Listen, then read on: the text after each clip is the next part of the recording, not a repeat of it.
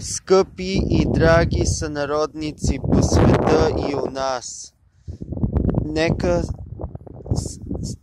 възстанем с горда глава и горди рамене, изправени напред, и да кажем на управляващите в нашата родина, че тяхното решение за еврото е недопустимо.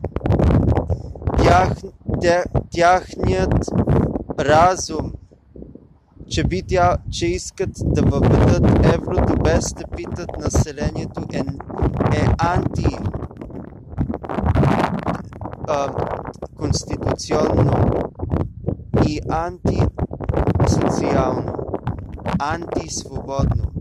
Трябва да им казвам, че са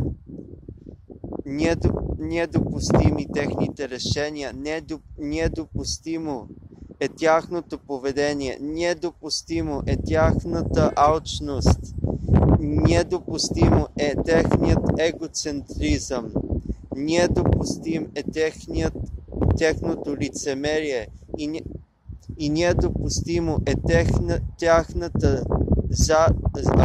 жажда и лако за власт.